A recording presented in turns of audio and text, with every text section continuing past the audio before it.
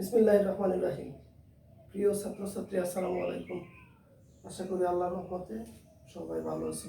আমিও তোমাদের দোয়ায় আল্লাহর রহমতে ভালো আছি। আজকে আমরা যেটা করবো সেটা হলো ভেক্টর অধ্যায়ের ক্রস গুণন যে সূত্র ছিল সেই সূত্রের সাহায্যে আরও দুইটা অঙ্ক করব, তারপরে আমরা চলে যাব ক্যালকুলাসে। তো আমরা আজকে একটা অঙ্ক করি। এখানে a vector equal to 2i minus 2j plus k এবং b vector equal to 4i minus 4j plus mk হলে mk m এর মান কত হলে a ও b পরস্পর সমান্তরাল হবে। আগে আমরা একটা অঙ্ক করেছিলাম m এর মান কত হলে a ও b পরস্পর লম্ব হবে, আর আজকে আমরা যে অঙ্কটা করব সেটা হলো m এর মান কত হলে a ও b পরস্পর সমান্তরাল হবে। এই অঙ্কটা কিভাবে করব দেখি। আমরা জানি a cross b equal to ab sin theta. একক ভেক্টর হচ্ছে ইটা অথবা n। তো a ও b পরস্পর সমান্তরাল হলে থিটা ইকুয়াল টু কয় ডিগ্রি হবে? 0। কারণ a আর b যদি সমান্তরাল হয় তাহলে তারা একই দিকে যাবে, এবং দুইটা যদি একই দিকে যায় মধ্যবর্তী কোণ হয় 0 ডিগ্রি। তাহলে 0 ডিগ্রি যদি বসিয়ে দেই তাহলে এখানে হয় a cross b equal to ab sin 0 degree একক ভেক্টর। sin 0 ডিগ্রির মান হচ্ছে 0, sin 0 ডিগ্রি মান হচ্ছে 0। যদি 0 হয় তাহলে টোটালটা হয়ে যাবে 0, টোটালটা কি হয়ে যাবে 0। এই জায়গায় আমি লিখব i j k, এখানে হবে ax ay az bx by bz equal to 0। এই জায়গায় 0 যখন লেখা হয় তখন 0 একটা ভেক্টর হয়, যেটাকে বলা হয় শূন্য ভেক্টর। যেটাকে কি বলা হয়? শূন্য ভেক্টর। তো শূন্য ভেক্টরকে আমি এইভাবে দিতে পারি,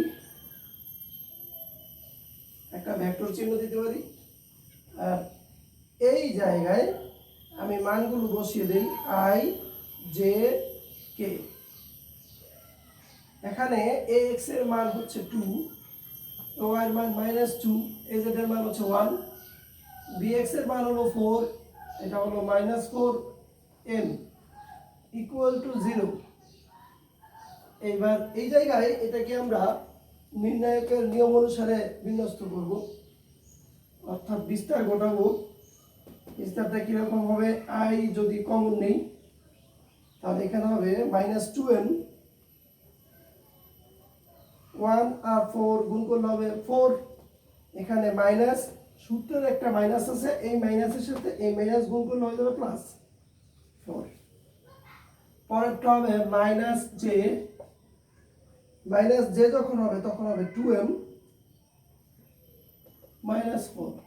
তারপরটা হবে k যখন হবে এখানে হবে -8,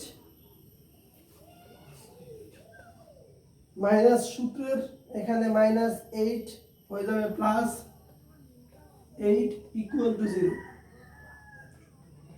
এই জায়গায় যেটা হবে সেটা হচ্ছে i -2m + 4 - j 2m - 4, এটা হয়ে যাবে 0 ইকুয়াল টু হয়ে গেল 0।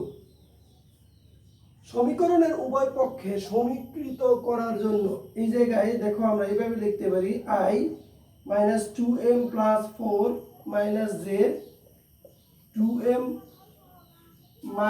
4 equal to 0 * i plus 0 into J, ডান পাশে আছে হলো 0, এই 0 কে আমরা লিখতে পারি 0 into I plus 0 into J, এটা হয়ে যায় 0ই হয়ে যায়। লাভ হলো কি, এই জায়গায় দেখো মাইনাস আর এই জায়গায় হচ্ছে লিখলাম প্লাস। তো আমি যদি এইটাকে প্লাস বানিয়ে দেই তাহলে এইটা হয়ে যাবে মাইনাস আর এটা হয়ে যাবে প্লাস। এখান থেকে যদি আমি মাইনাস কমন নেই, মাইনাস কমন নিলে এইটা হয়ে যাবে প্লাস আর এটা হয়ে যাবে মাইনাস। তো এই জায়গায় এখন দুই পাশ থেকে সমীকৃত করে মানে হচ্ছে এই আই এর সহগ এখানে আই এর সহগের সমান হবে, জে এর সহগ এখানে জে এর সহগের সমান হবে। তাহলে এখান থেকে লিখতে পারি -2m + 4 = 0, এই সহগ সমান হচ্ছে 0। আবার এই জায়গায় লিখতে পারি -2m + 4 = 0, এটা সমান কি লিখতে পারি 0। এখান থেকে পাওয়া যায় m এর মান হচ্ছে 2, এখান থেকে m এর মান 2। তাহলে আমরা দেখতে পাচ্ছি সুতরাং m = 2 হলে a ও b পরস্পর সমান্তরাল হবে। m এর মান 2 হলে a ও b পরস্পর সমান্তরাল হবে। তাহলে এই অঙ্কটা আমরা করতে পারবো। এই জায়গায় আবার একটু খেয়াল করি, যখন সমান্তরাল বলবে তখন আমরা ক্রস গুণন করব, আর যখন লম্ব বলবে তখন আমরা ডট গুণন করব। প্রশ্ন হলো কেন এরকম করব, কারণটা কি? খেয়াল করে দেখো, a ক্রস b সমান হলো a b sin থিটা, একক ভেক্টর, আর a ডট b সমান হলো a b cos থিটা। তো আমাদের টার্গেটটা হলো ডান পাশের অংশটাকে 0 করে দেওয়া। যদি ডান পাশের অংশটাকে 0 করে দিতে পারি তাহলে আমাদের অঙ্কটা সহজ হবে। আর এই কারণে তোমার যেটা খুশি সেটা ব্যবহার করো, আমার কোনো আপত্তি নেই। যদি পরস্পর লম্ব হয়, পরস্পর লম্ব হলে মধ্যবর্তী কোণ হবে 90 ডিগ্রি। তুমি যদি এটার মধ্যে 90 ডিগ্রি বসাও তাহলে ডান পক্ষ 0 হবে না। ডান পক্ষ কি 0 হবে? sin 90 ডিগ্রির মান হচ্ছে 1। তাহলে আমরা এটা ব্যবহার করব না, ব্যবহার করব এটা, cos 90 ডিগ্রির মান হচ্ছে 0। যদি পরস্পর সমান্তরাল হয় তাহলেও তুমি যে কোনোটা ব্যবহার করতে পারো, আমার কোনো আপত্তি নাই। কিন্তু তুমি দেখবা ডান পাশে কোনটা বসাইলে 0 হয়। পরস্পর সমান্তরাল যদি হয় তাহলে হবে মধ্যবর্তী কোণ 0 ডিগ্রি, আর cos 0 ডিগ্রির মান হচ্ছে 1। cos 0 ডিগ্রির মান কত? 1। তাহলে এইটা ডান পক্ষটা 0 হলো না, কিন্তু sin 0 ডিগ্রির মান হচ্ছে 0। তাহলে এটা ডান পক্ষটা 0 হয়ে যায়। মুখস্থ করার কোনো দরকার নাই, তুমি কোনটা ব্যবহার করবে তোমার অঙ্কই বলে দিবে যে আমাকে এটা ব্যবহার করতে হবে, তাহলে আমার অঙ্কটা সহজ হবে। কিছু টেকনিক মনে রাখতে হবে, সেটা হচ্ছে এটা ডান পক্ষটা যেন 0 হয়ে যায়, তাহলে আমার অঙ্কটা সহজ হবে। ওকে, একটা এক্সাম্পল দিই তোমাদের।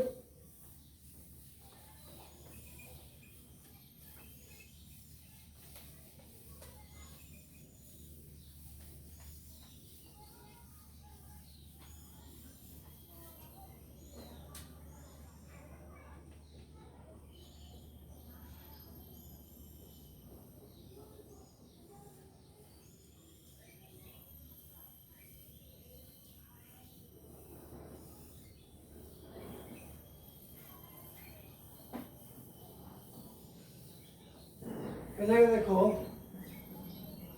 3i - 4j + k এবং b vector = 6i - 8j - mk। m এর মান কত হলে a ও b ভেক্টর পরস্পর সমান্তরাল হবে? এই জায়গায় বের করব অবজেক্টিভের জন্য। অবজেক্টিভের জন্য এটা দেখি বলা যায় রেজাল্টটা কত হবে। এখানে 3, এখানে দেখো হয়ে গেল 6, তাহলে দ্বিগুণ। এই জায়গায় হলো 4, এই জায়গায় হয়ে গেল 8, এটাও দ্বিগুণ। তাহলে এটাও হবে কয় গুণ? দ্বিগুণ। তাহলে এখানে আছে 1, এখানে হবে 2, এখানে আছে 1, এখানে হবে 2। এইটার জন্য তোমরা যেভাবে করতে পারো সেটা হচ্ছে শর্টে যদি এরকম না মিলে, কিন্তু এই জায়গায় এম এর মান যে 2 হবে, এখানে আছে প্লাস, এখানে কি আছে মাইনাস, তাহলে এই জায়গায় হয়ে যাবে হচ্ছে -2। এম এর মান কি হয়ে যাবে -2। তোমরা যেভাবে করতে পারো সেটা হচ্ছে ax ay az bx by bz,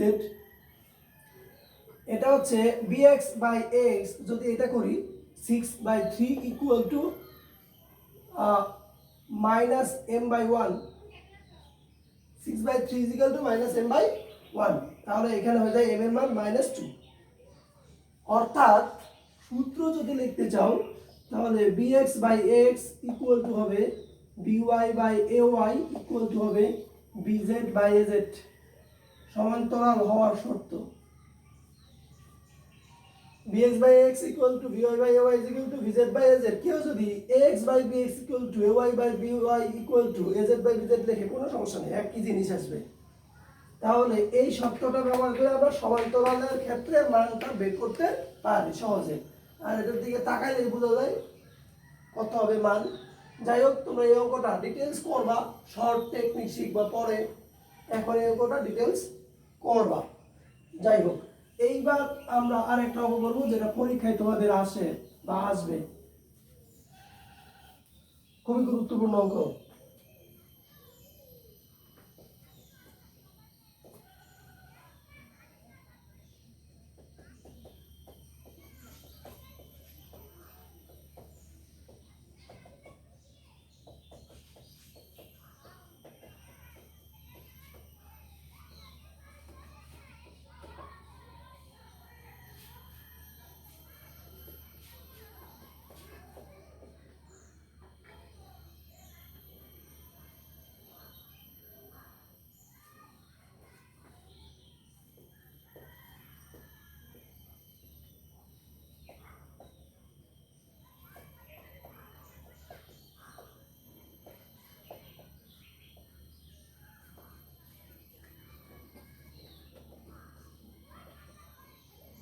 এখানে তিনটা ভেক্টর দেওয়া আছে, একটা a ভেক্টর, আরেকটা b ভেক্টর, আরেকটা হলো c ভেক্টর।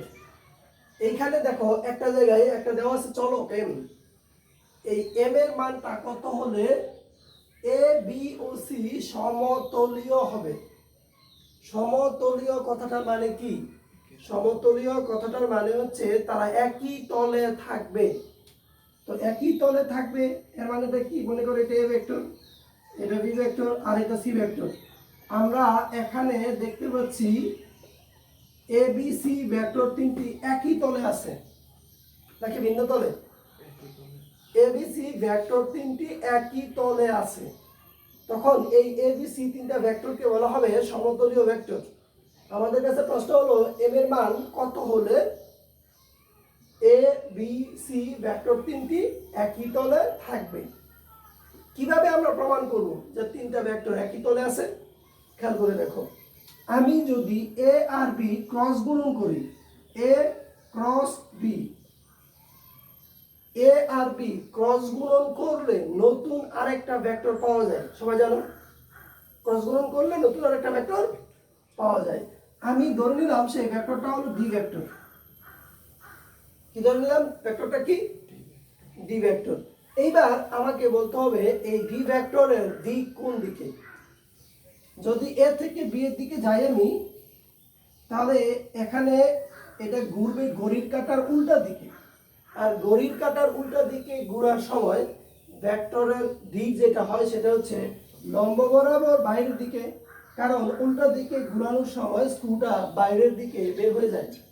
স্ক্রুটা কি করে? বাইরের দিকে বের হয়ে যায়।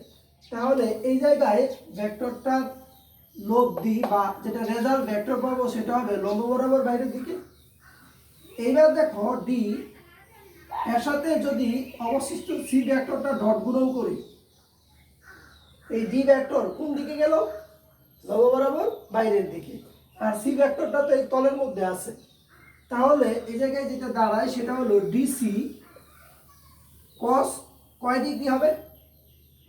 ডি এবং সি এর মধ্যবর্তী কোণ কয় ডিগ্রি? ডি হলো লম্ব বরাবর বাইরের দিকে, আর সি ভেক্টরটা হলো এই বোর্ডের তল বরাবর। তাহলে এই দুইটার মধ্যবর্তী কোণ কয় ডিগ্রি? 90 ডিগ্রি। যদি 90 ডিগ্রি হয় তাহলে আমরা লিখে দিলাম 90 ডিগ্রি। এবার cos 90 ডিগ্রি মান হচ্ছে 0। তাহলে d এর মানটা যদি আমি বসিয়ে দেই a cross b dot c equal to হয়ে গেল 0। এইখান থেকে আমরা একটা সিদ্ধান্তে আসবো। সিদ্ধান্তটা কিরকম? যে দুইটা ভেক্টরের ক্রস গুণন করার পরে যে ভেক্টরটা পাওয়া যাবে সেই ভেক্টরের সাথে আরেকটা ভেক্টর যেটা বাকি আছে সেই ভেক্টরটা যদি ডট গুণন করে দেই তাহলে রেজাল্ট হবে 0। রেজাল্ট কি হবে? 0। যদি রেজাল্ট 0 হয় তাহলে বলা যাবে এ বি সি তিনটা ভেক্টর সমতুল্য। কিভাবে এটা প্রতিপাদন করলাম দেখো। আগে আমরা ধরে নিলাম তিনটা ভেক্টর সমতুল্য। তো তিনটা ভেক্টর সমতুল্য হওয়ার পরে আমরা এটা থেকে শর্তটা বের করলাম। কি বের করলাম? শর্ত। তাহলে সমতুল্য হওয়ার শর্ত কি? দুইটা ভেক্টরের ক্রস গুণফল বাকি একটা ভেক্টরের সাথে ডট গুণন করলে রেজাল্ট হবে কি? 0। রেজাল্ট কি হবে? 0। এটা হলো শর্ত।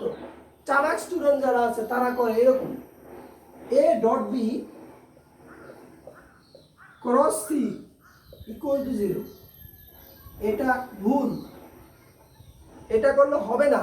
কেন হবে না? দেখি কেন হবে না। a ডট b, a আর b যদি ডট গুণন করি তাহলে মান বের হবে একটা স্কেলার।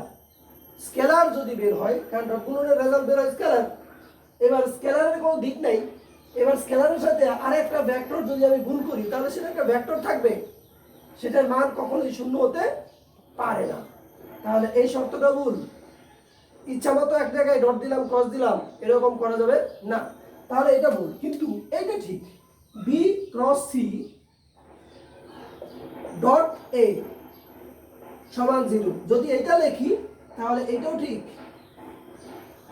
যে কোনো দুইটা ভেক্টরের ক্রস গুণফল, যে কোনো দুইটা ভেক্টরের ক্রস গুণফল বিসি হোক বা এসি হোক বা এবি হোক, যাই হোক, এই গুণফলটা বাকি যে ভেক্টরটা থাকবে তার সাথে করতে হবে ডট গুণন।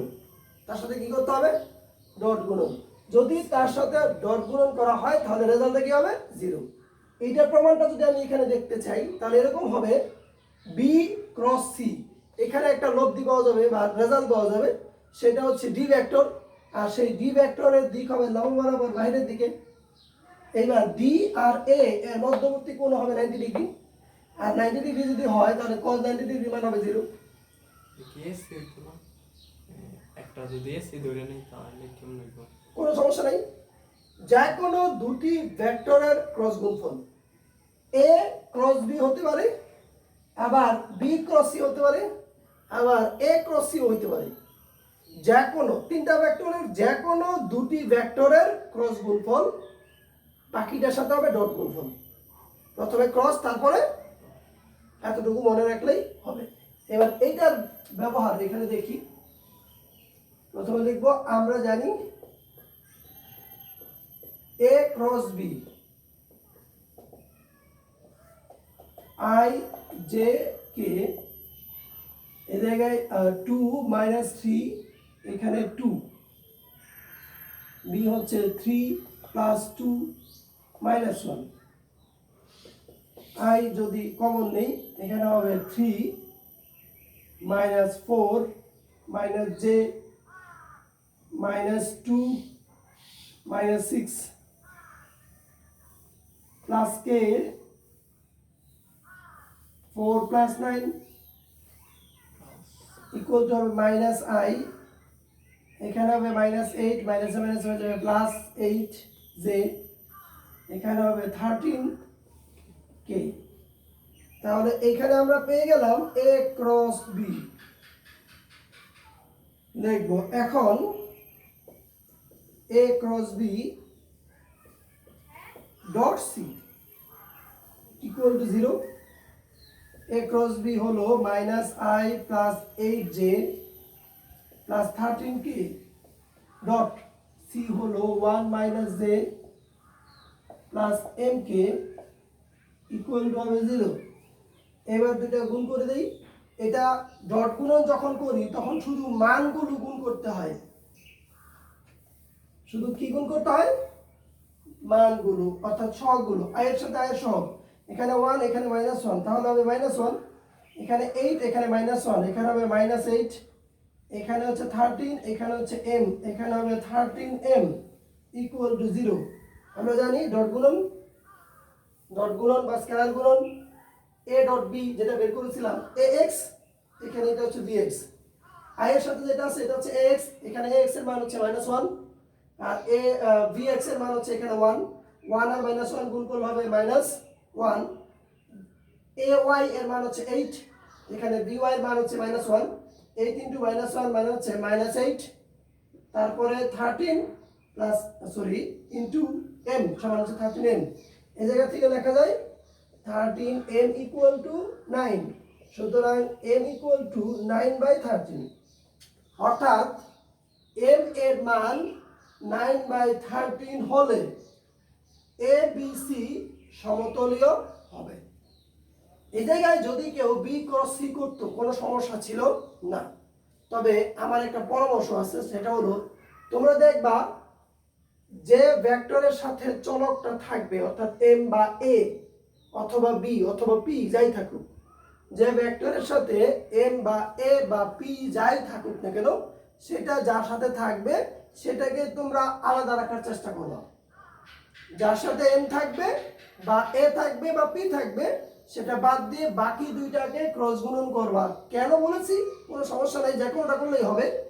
এই জায়গায় এই রাশিটা হবে একটু ছোট, এই রাশিটা কি হবে একটু ছোট, আর m থাকলে রাশিটা একটু বড় হইতে পারে। এইবার যদি এরকম থাকে যে দুইটার মধ্যে চলক আছে a অথবা m অথবা p, তাহলে তুমি যে কোনো দুইটা নিয়ে করতে পারো, কোনো সমস্যা নাই। অঙ্ক একটু বড় বা একটু ছোট হবে, আর কিছুই না। তাহলে আশা করি এই অঙ্কটা তোমরা বুঝতে পেরেছো কিভাবে তিনটা ভেক্টর সমতলীয় হয়। এবার যদি বলে চারটা ভেক্টরের কথা, তাহলে তুমি কি করবা? মনে করো এই জায়গায় a b c d চারটা ভেক্টর আছে। যদি তোমার পরীক্ষা আসে এই চারটা ভেক্টর সমতলীয় কিনা যাচাই করো, তাহলে তুমি কি করবা? তাহলে তোমাকে এতক্ষণ আমি যেটা শিখিয়েছি সেটা হলো তিনটা সমতলীয় কিনা সেটা শিখিয়েছি। আর এই জায়গায় স্টুডেন্ট একটু চালাক হয়, তারা যেটা করে সেটা হচ্ছে এরকম, a ক্রস b বের করে, তারপরে b cross c cross d বের করে, তারপরে বলে দেয় a cross b dot c cross d equal to 0। এটা করলে হবে না, সুতরাং এটা করা যাবে না। তাহলে কি করতে হবে? তুমি আগের নিয়ম ফলো করবা, a ক্রস b বের করলা, তারপরে লিখবা a cross b dot c equal to 0, a cross b dot c equal to 0। তার মানে কি, এটা বাদ, এই তিনটা ভেক্টর সমতলীয়। যদি দুইটা ভেক্টরের গুণফল a ক্রস b ভেক্টর গুণফল বাকিটার সাথে ডট গুণন করার পরে 0 হয়, তাহলে আমরা সিদ্ধান্ত নিতে পারি এই তিনটা ভেক্টর কি সমতলীয়। এবার বাকি আছে আরেকটা, সেটার জন্য আমরা যেটা করব সেটা হচ্ছে a cross b dot d equal to 0। প্রথমে করেছি a b c তিনটা সমতলীয়, পরে কি করেছি a b d এই তিনটা সমতলীয়। তাহলে কি চারটাই সমতলীয়। যতগুলো ভেক্টর দেওয়া থাকবে তিনটা তিনটা করে তোমাকে করতে হবে। তিনটা তিনটা করে যদি 0 মান আসে তাহলে বোঝা যাবে যে ভেক্টরগুলো সমতলীয়। আমি যদি বলি করিম রহিম কামাল জামাল চারজন, করিম রহিম কামাল জামাল চারজন, করিম রহিম এবং কামাল সমবয়সী, অর্থাৎ এই তিনজনের বয়স 18 বছর করে। এবার করিম রহিম আর জামাল এটা বাদ দিয়ে এই তিনজনের বয়স 18, তাহলে কি দাঁড়াইলো? চারজনের বয়সী 18। কথা কি বুঝাইতে বললাম? তাহলে তিনটা সমতলীয়, এবারে বাজারটা বাদ দিয়ে এই তিনটা সমতলীয়, তাহলে চারটাই সমতলীয়।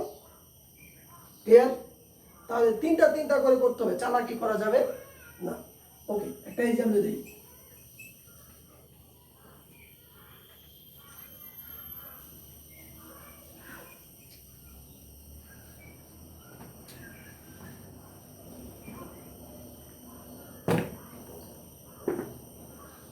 3 minus 2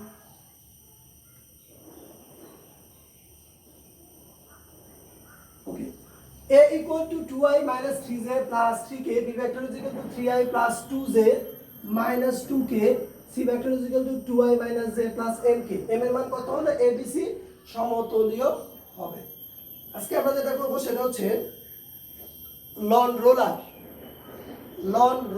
ঠেলা অপেক্ষা টানা সহজ।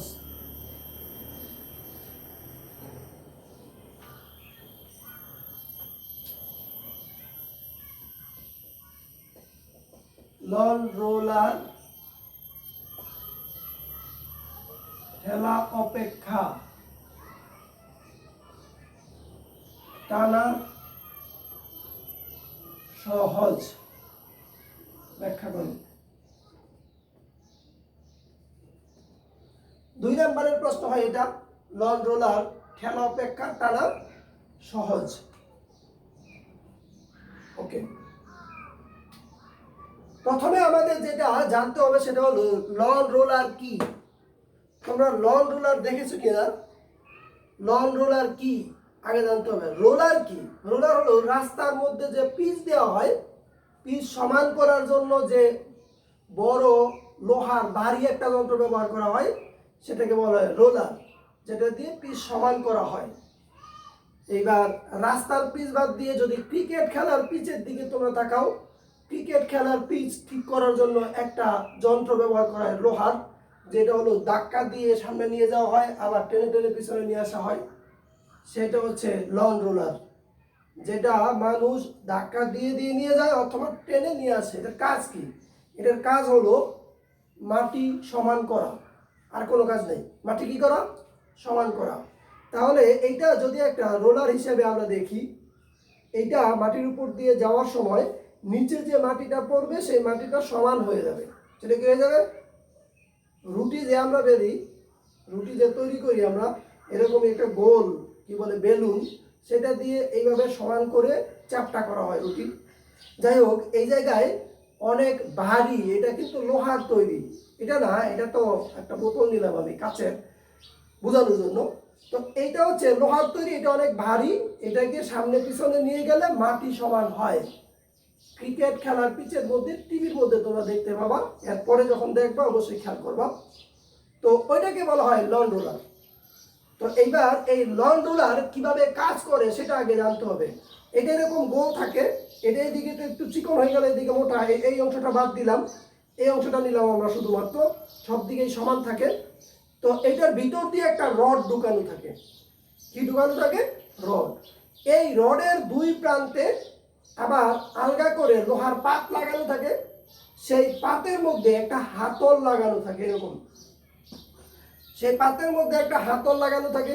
এইবার আমরা এই হাতলের মধ্যে ধাক্কা দিলে এই ধাক্কাটা মূলত গিয়ে লাগে এই লন রোলারের মাঝে। তখন এই ধাক্কার কারণে এইটা এইভাবে ঘুরতে থাকে, এইভাবে ঘুরতে ঘুরতে সামনের দিকে যায়। এইবার যদি আমি টান দিই, টান দেওয়ার সময়ও এই ধাক্কাটা লাগে হচ্ছে লন রোলারের মাঝে, যে রডের কথা বলেছি সেই রডের মধ্যে।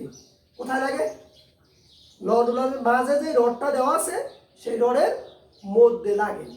তো এটার মধ্যে টেনে আর ধাক্কা দিয়ে এটাকে সরানো যায়। টানার সময় এটা ঘুরতে ঘুরতে পিছনে আসে, ধাক্কা দেওয়ার সময় এটা ঘুরতে ঘুরতে সামনের দিকে যায়।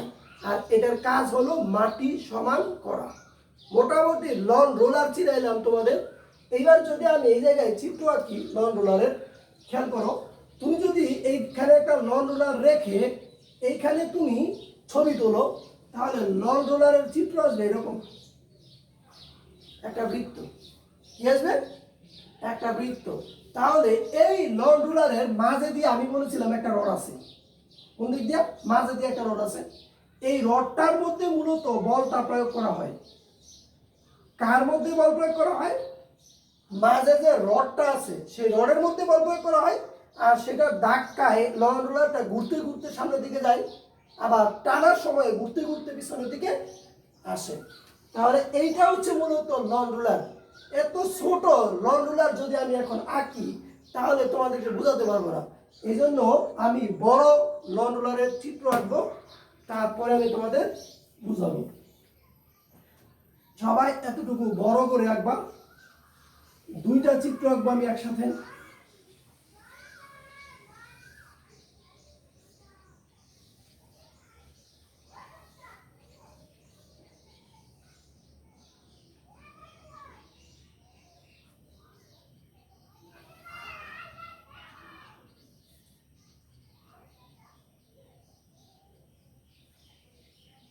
খেয়াল করবা সবাই, আমি দুইটা চিত্র কেন এঁকেছি, এটা হলো ঠেলার ক্ষেত্রে,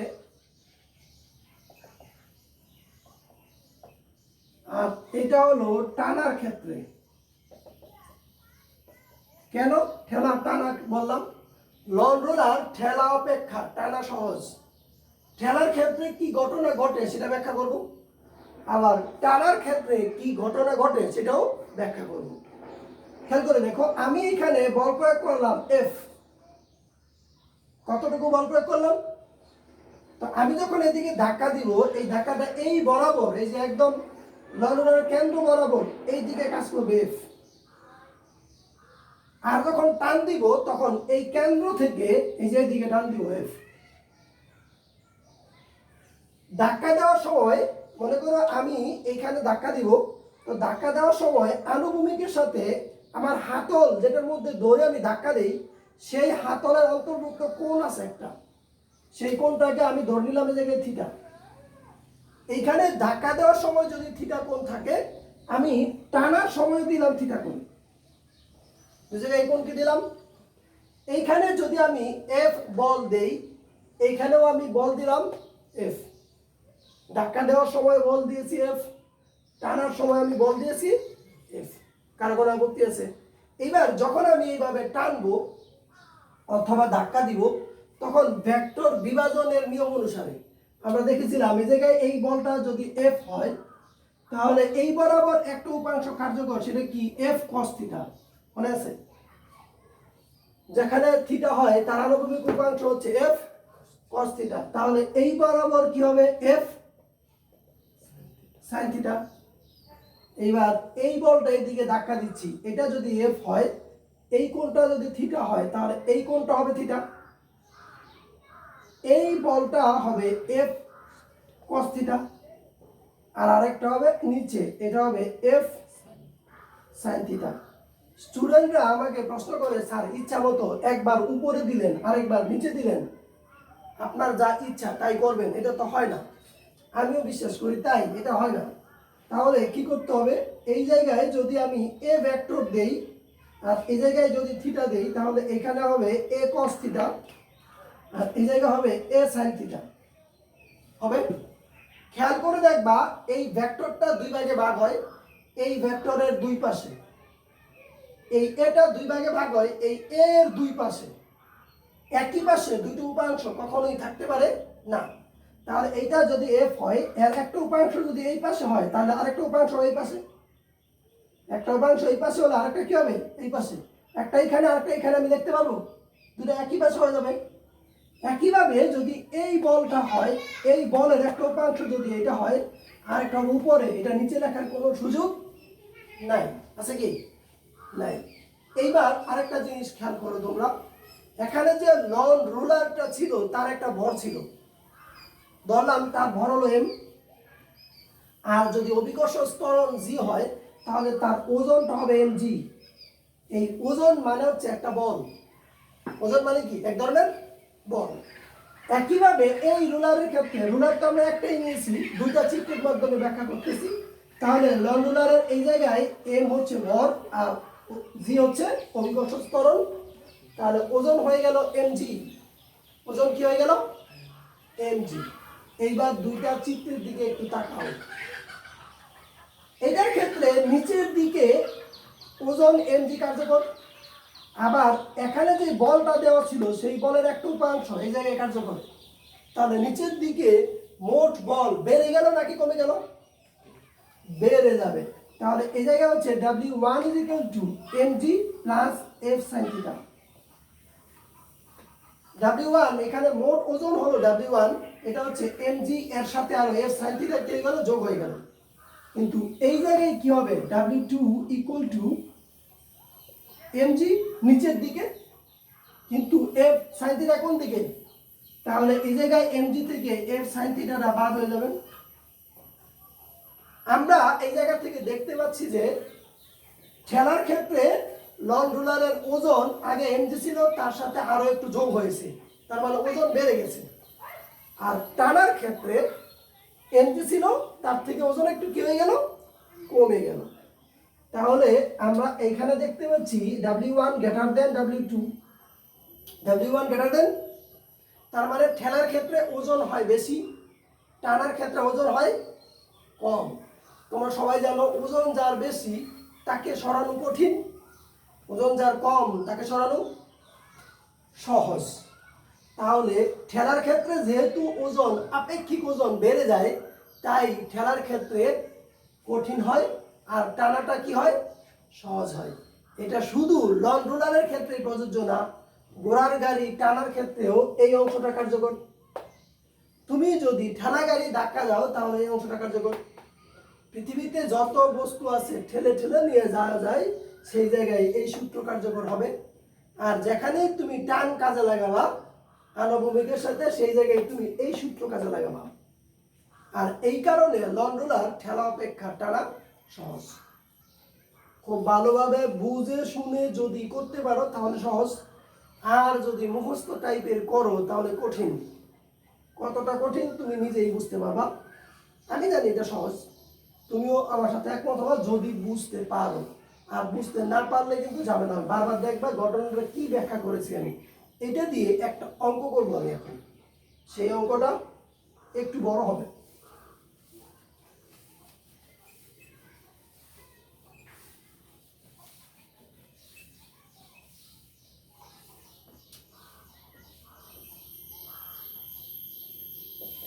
বিশ কেজি ভরের একটি বস্তুর উপর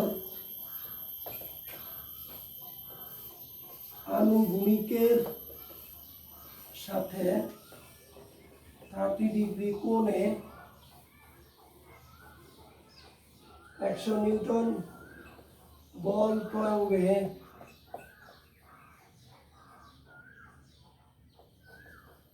একবার ঠেলে আরেকবার টেনে 200 মিটার দূরত্বে নেওয়া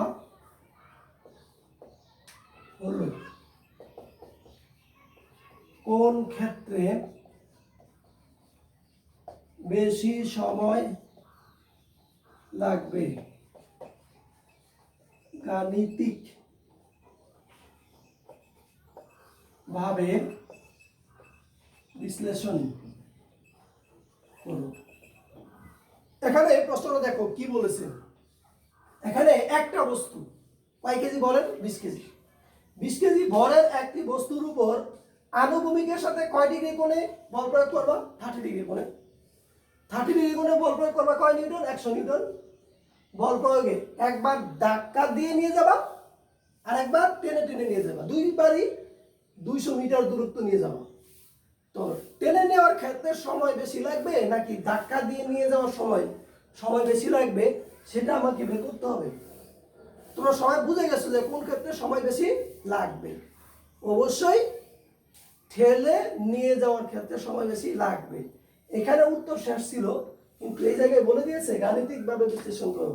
সুতরাং শুধু উত্তর দিলে হবে না, এবার গাণিতিকভাবে দেখাইতে হবে যে ঠেলে নিয়ে যাওয়ার সময় বেশি সময় লাগবে।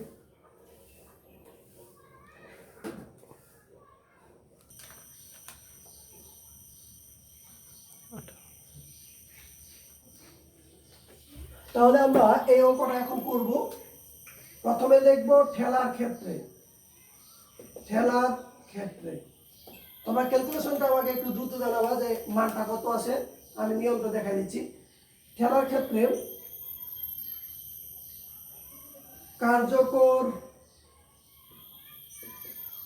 ওজন W1 is equal to mg plus f sin theta।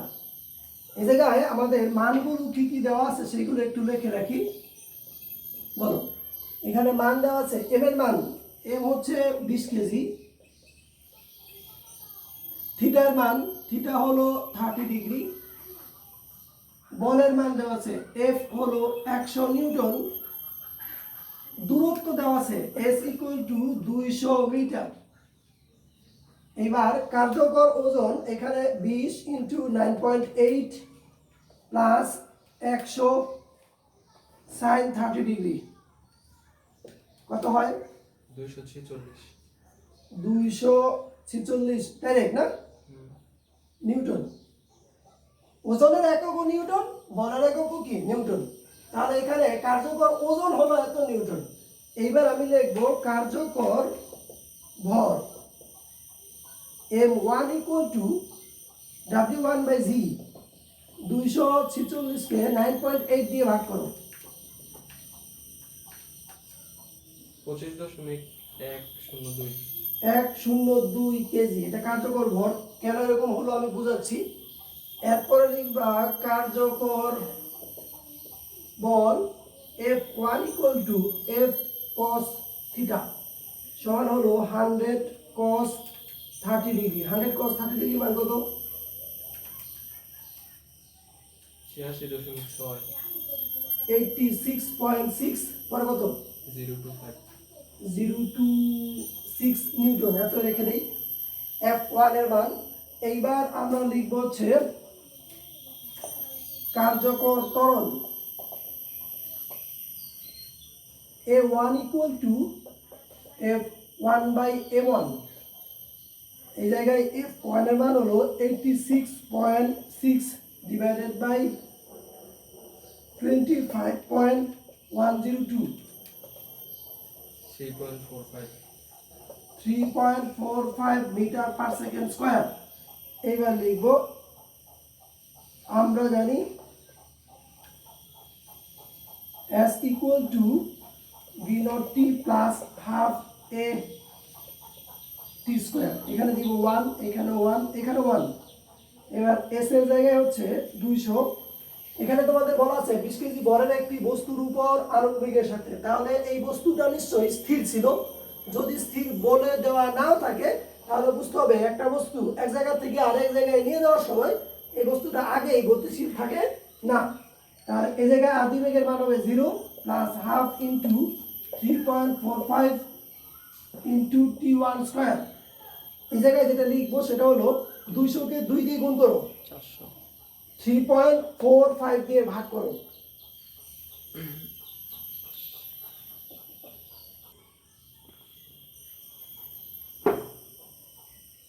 দেখি ঠিক আছে কিনা, না হলে আবার এখানে বলো t1 এর মান কত? 10.77। 10.77 সেকেন্ড। তাহলে ঠেলার ক্ষেত্রে আমাদের সময় লাগবে 10.77 সেকেন্ড। এইবার এই অংশটা পুরোটা বুঝাবো। এতটুকু হচ্ছে শুধু ঠেলার ক্ষেত্রে, আবার এই অঙ্কটা করতে হবে টানার ক্ষেত্রে। আমি দেখিয়ে দিচ্ছি। ঠেলার ক্ষেত্রে কার্যকর ওজন একটু আগে তোমরা দেখেছো, ঠেলার ক্ষেত্রে একটা বস্তুর ওজন বেড়ে যায়, একটা বস্তুর ওজন বেড়ে যায়।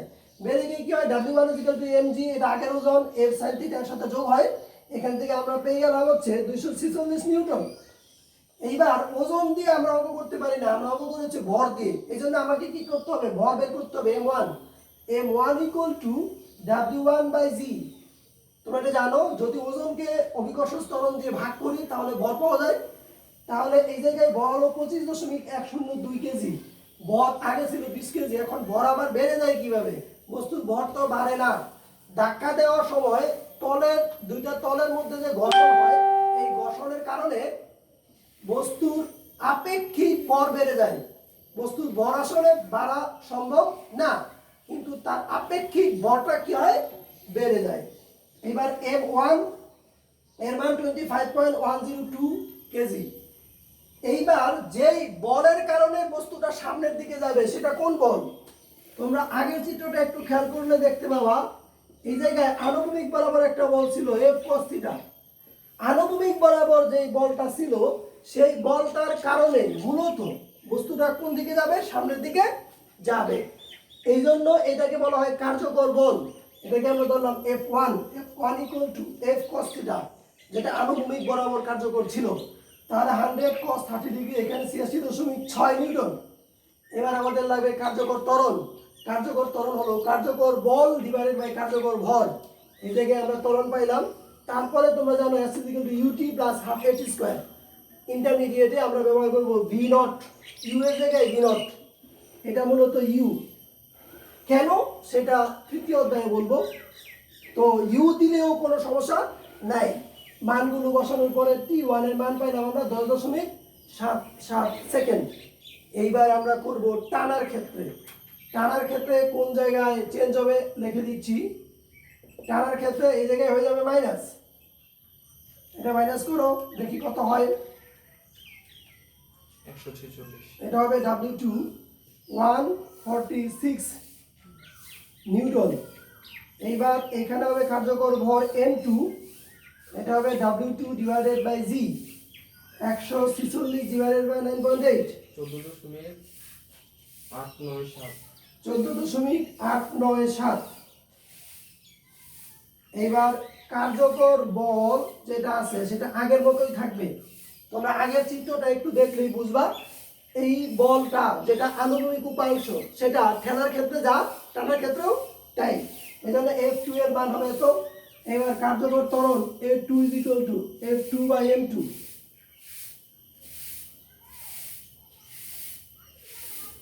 এটার 86 নিচে হবে 14.897। বলো কত হয়? 86.6 divided by 14.897। 5.813। 5.813 metre per second square. এবার এই মানটা আমরা এই জায়গায় বসিয়ে দিব 5.813। তুমি যেটা করবা সেটা হচ্ছে 400 কে 5.813 দিয়ে ভাগ করো। এই জায়গায় হবে 2, এই জায়গায় হবে 2, এইটাও হবে 2। 68.81। আর টি এর মান হইছে 8.295। 8.295 সেকেন্ড। তাহলে দেখো টানার ক্ষেত্রে আমাদের সময় লাগলো 8.295। ক্যালকুলেশনটা তোমরা নিজেরা করবা, আমি নিয়মটা দেখাইলাম। তো টানার ক্ষেত্রে আমাদের সময় লাগলো 8.295 সেকেন্ড, আর ঠেলার ক্ষেত্রে আমাদের সময় লাগলো 10 পয়েন্ট সামথিং। তাহলে এই দুইটা ক্যালকুলেশন থেকে আমরা বুঝতে পারতেছি যে ঠেলার ক্ষেত্রে বেশি সময় লাগে আর টানার ক্ষেত্রে কম সময় লাগে। আমরা এটার একটা এইচডব্লিউ দিব এখন। এইচডব্লিউ হবে এই জায়গায় 25 কেজি। আনুভূমিকের সাথে এই জায়গায় দিব আমি 45 ডিগ্রি, এই জায়গায় দিব 150 নিউটন, আর এই জায়গায় দিব 120 মিটার, 120 মিটার। বাকি অঙ্কটা একই থাকবে। তোমরা খুব ভালোভাবে এই অঙ্কটা করার চেষ্টা করবা যাতে করে এই ধরনের অঙ্ক পরীক্ষা আসলে পারো। বিভিন্ন ধরনের উদাহরণ এই অঙ্কগুলো থাকতে পারে। আশা করি সবাই ভালো থাকবা। আল্লাহ হাফেজ।